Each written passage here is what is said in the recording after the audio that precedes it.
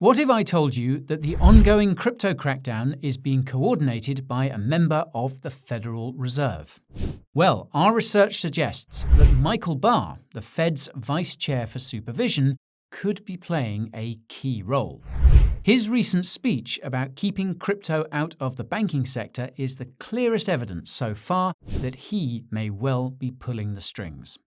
Now, to give you an idea of what Michael has in mind, he announced that the Fed will be establishing a team to address, quote, unregulated stablecoins shortly before USDC lost its peg.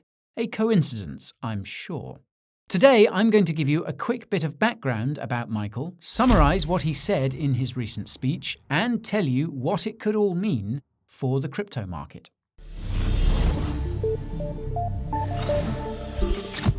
If you've never heard of Michael Barr, here's what you need to know.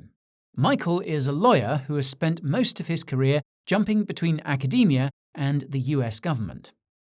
Michael is known for being one of the architects of the Dodd-Frank Act, the law passed after the 2008 financial crisis. Before you roll your eyes, consider the following. The Dodd-Frank Act basically legalized bank bail-ins in the United States and paved the way for similar legislation around the world. Thanks to Dodd-Frank, the money you have at the bank may be used to bail out that bank the next time there is a financial crisis. The Dodd-Frank Act also created the Consumer Finance Protection Bureau, or CFPB. The CFPB was proposed by Elizabeth Warren, the most anti-crypto politician in the United States. The CFPB was allegedly behind the original Operation Choke Point, which secretly cut off certain industries from the banking sector. The fact that the CFPB was proposed by an anti-crypto politician and was allegedly behind an operation to unbank certain industries in the past means it could be behind the current operation to unbank the crypto industry. Now, unfortunately, there's no way of knowing for certain. The CFPB operates with next to no oversight. Despite being funded by the Fed and accounting for as much of 12% of the Fed's total annual budget, the CFPB is not overseen by Fed officials, nor by US politicians. Michael may have some insight into this secretive agency, given he co-authored the law that created it and seems to be friends with Elizabeth. It seems that Michael also included something for himself in the Dodd-Frank Act too. That's because Dodd-Frank also created a new position at the Fed. Can you guess which position it is? That's right, it's the Vice Chair for Supervision, the same position that Michael holds as of last summer. Funny that. Now, if you watched our first video about Michael from last September, you'll know that he also happens to be anti-crypto and even specified that one of his short-term goals was to go after the crypto industry. Back then, I warned that Michael would use his powers to the fullest extent, and, well, here we are. On that note, you should know that amendments were made to the Dodd-Frank Act in 2018 which significantly reduced the powers that Michael would have in his current position. As it so happens, the recent banking crisis could result in these amendments being rolled back, giving Michael yet more power. If you watched our recent video about Jerome Powell's testimony, you'll know that Michael just so happened to be reviewing capital requirements at banks in the lead-up to the banking crisis. It's almost as if Michael knew the banking crisis was coming and was getting his recommendations ready in advance. So, the speech I'll be summarizing today was given by Michael the day before the banking crisis began to unfold. It suggests that he and his anti-crypto allies plan on using the crisis to justify cutting the crypto industry, and especially stablecoins, out of the banking system. This is because crypto, and especially stablecoins, are direct competitors to FedNow. For reference, FedNow is a fast payment system that will be released by the Fed between May and July this year. FedNow is analogous to a central bank digital currency system. It's essentially a step towards the creation of a digital dollar. Now, Michael mentioned in September that he was also focused on FedNow. So, with that context in mind, let's analyse exactly what Michael said about crypto in his recent speech. As with Michael's previous speech, this one took place at a think tank based in Washington, D.C., called the Peterson Institute for International Economics. Michael was introduced by a Georgetown University professor named Anna Gelpen, who later held a very interesting interview with him. Michael started his speech by saying that the Fed wants to learn from the recent turmoil in the crypto markets. He said that the Fed doesn't want to stifle innovation, but wants there to be strict crypto regulations, especially around stablecoins. This is exactly what Jerome said in his testimony the previous day. Michael went on to highlight how he had spoken with college students who had lost money in crypto and acknowledged that around 20% of American adults have either held or still hold crypto. He then presented an interesting dichotomy. Regulation can support innovation or support existing institutions. This dichotomy is interesting because it's a tacit admission by Michael that crypto is a threat to existing institutions. He said that too much regulation stifles innovation, whereas too little regulation threatens existing institutions. Obviously, Michael and his colleagues err towards protecting the status quo. Michael also admitted that regulation tends to have a hard time keeping up with innovation. He went on to claim that blockchain technology is beneficial, not cryptocurrency. He claimed that the benefits of crypto are, quote, inconsistent with reality, and said that crypto adoption is, quote, contagious. Michael also said that crypto adoption is ultimately due to the narrative of it being outside of government control and a hedge against inflation, when it's clearly correlated to other assets. He accurately pointed out that most of crypto claims to be decentralized, but most of crypto is actually centralized. You can find out what decentralization actually means using the link in the description. I digress. Michael continued by talking about how the collapse of FTX was one of many crypto catastrophes and claimed that crypto is attractive to criminals, despite the fact that almost every transaction is publicly viewable and therefore traceable. He concluded that crypto poses a threat to the banking sector. Naturally, Michael cited the collapse of Silvergate Bank as evidence of this threat and likely sees the recent collapse of Signature Bank as additional evidence.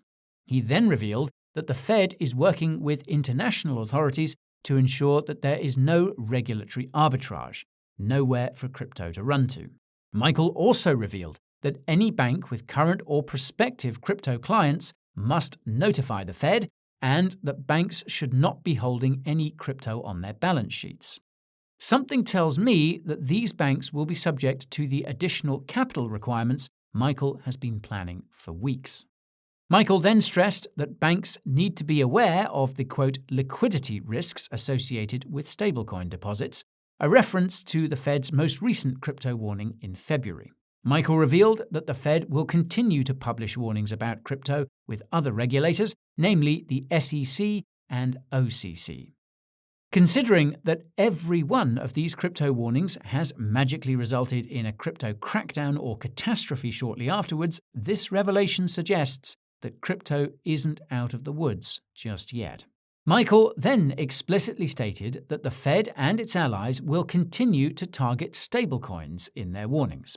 That's because Michael believes that all stablecoins must be subject to oversight by the Fed because stablecoin adoption could be exponential, and this risks massive runs on stablecoin reserves. Now, this is yet another tacit admission from Michael that stablecoins are direct competitors to FedNow and CBDCs. After Michael finished his speech, Anna started her interview. The first question was eye-opening, and it was whether the collapse of Silvergate was, quote, crypto's Dodd-Frank moment. In other words, was the collapse of Silvergate the catalyst that will lead to the creation of another concerning set of laws? What's odd is that Michael didn't say yes, and part of me thinks that's because he knew that Silvergate was only the first to fall. In any case, He conceded that it was a wake-up call and a clear signal to the Fed that it needs to use its existing powers to cut crypto out of the banking sector, especially stablecoins. Noticing that he was eager to talk about stablecoins, Anna asked Michael what the Fed had in mind regarding stablecoin oversight, considering that stablecoins are like money market funds. Anna also added that the best way of getting rid of private money, like stablecoins, is with public money, CBDCs. Michael said that stablecoins are, quote, unregulated and unsupervised, specifically that stablecoins are, quote, unregulated money market funds operating on payment rails. This is exactly what SEC Chairman Gary Gensler has been saying, and Michael said that Jerome is on the same page as well. Anna then asked Michael something along the lines of how long it will take for the Fed to crack down on stablecoins. Michael didn't give a direct answer, but implied it would be soon. I suspect that the SEC will do most of the heavy lifting by trying to designate stablecoins as securities. Note that the SEC could be suing Paxos over its issuance of BUSD at any moment, as we're now past the 30-day Wells notice period. Coinbase's recent delisting of BUSD further adds to the FUD. Depending on the SEC's reasoning with BUSD, we could see delistings of other stablecoins by US exchanges. Anyways, Anna went on to ask Michael whether the Fed's crackdown on stablecoins is in any way related to CBDCs. Not surprisingly, Michael danced around the question.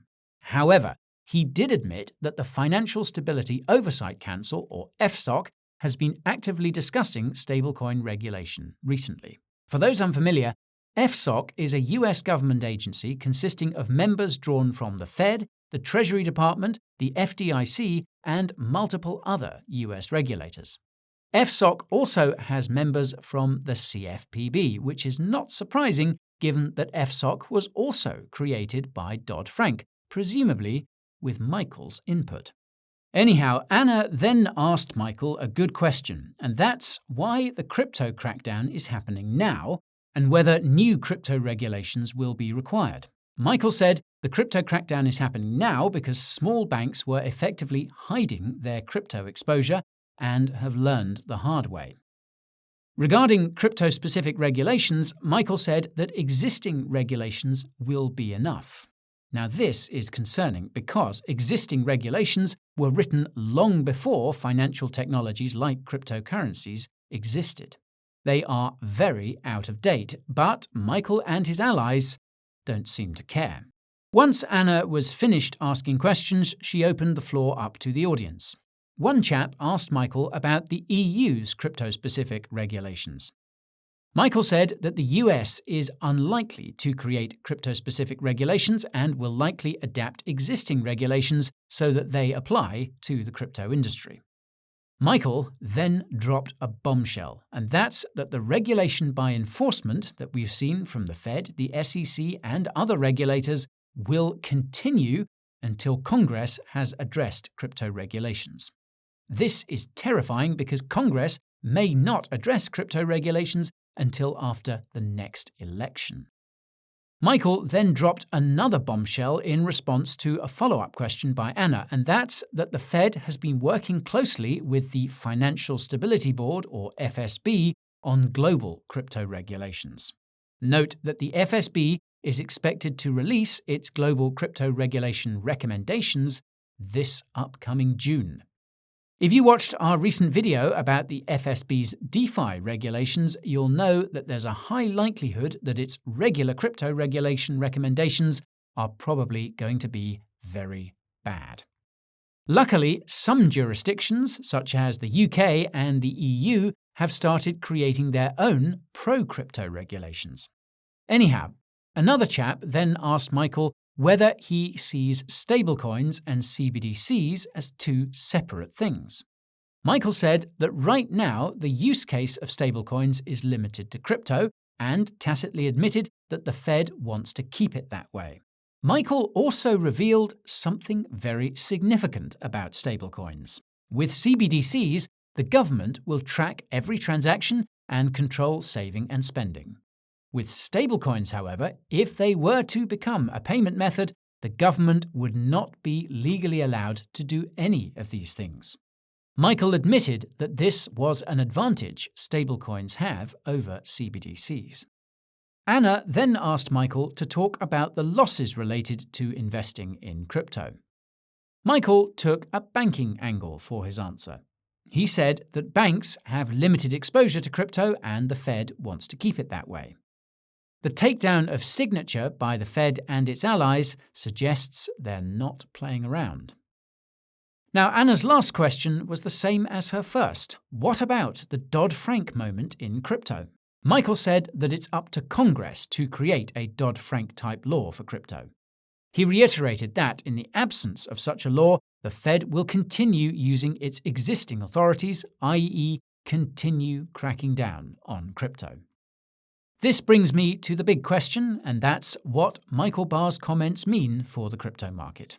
Well, in short, they suggest that the crypto crackdown in the United States is just getting started, and it won't end until Congress has come up with some reasonable crypto regulations to rein in the regulators. As I mentioned earlier, this may not happen until after the next election. This is because the original Operation Choke Point only ended in 2017, 1 year after a Republican government was elected in 2016. Assuming we see the same timeline with Operation Choke Point 2, it could take until 2025 for that to end. Now that said, I reckon there's only so much damage that Michael and his colleagues can do to the crypto industry between now and then. Besides the fact that crypto companies and projects will be setting up shop overseas, crypto being cut out of the US banking sector could be the bottom, so to speak. So far, we've seen all the crypto-friendly banks taken down, but many big banks are still servicing crypto companies and projects, including stablecoin issuers. Based on Michael's comments, it's possible that the bottom of this crypto crackdown will be marked by a debanking of one or more stablecoin issuers. This hasn't happened yet, which logically suggests that the crypto crackdown isn't over yet. Given that the Fed and other regulators want to blame the banking crisis on the crypto industry, it's possible that debanking stablecoin issuers will be one of the solutions they propose. There are many ways this debanking could manifest itself. For example, if they really wanted to, they could go after the reserves that are backing stablecoins. May I remind you that it was recently reported that Tether was keeping almost half of its reserves in the United States. The anti-crypto cabal could come up with a reason to seize or freeze Tether's reserves pending some arbitrary investigation. They could claim sanctions evasion, illicit activity, or merely take issue with the fact that Tether is based overseas and unregulated. The Fed and its anti-crypto allies could also target Circle by pointing to USDC's recent depegging and the run on redemptions that it caused.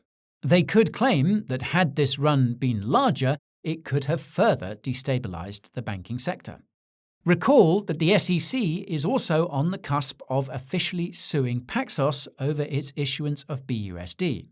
Now, I have no idea what their reasoning will be, but they could repeat the debunked claim that Binance was involved in illicit activity and that BUSD was somehow a part of it.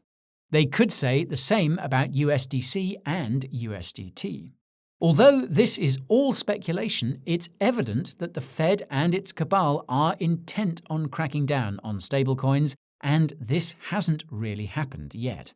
What this will look like is anyone's guess, but I bet it will happen before the Fed releases FedNow, given that stablecoins are seen as its direct competitor. This means that it's possible we could see a stablecoin crackdown in the United States pretty soon.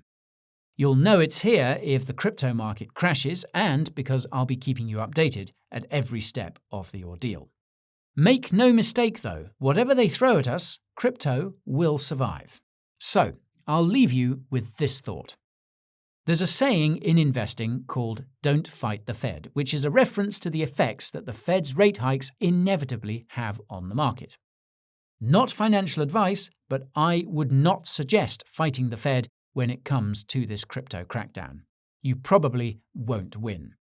There's a time and a place to fight the Fed on crypto, but the time and the place are both further along in the future. From where I'm standing, it looks like the real crypto fight will begin in 2025 when central banks start holding cryptocurrency on their balance sheets. There sure are some tough battles ahead, folks, but I'm confident crypto will win out in the end.